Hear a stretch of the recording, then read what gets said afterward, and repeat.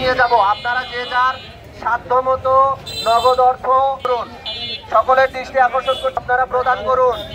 বাংলাদেশের বাড়িয়ে দেই আমরা, সকলের দুর্গতদের জন্য হাত বাড়িয়ে দেই।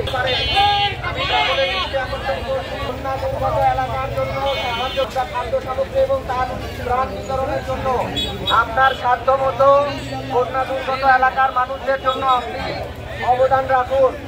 আপনার একটি টাকার কারণে হয়তো বন্যা দুর্গত এলাকার একজন মানুষের জীবন বেঁচে যেতে পারে।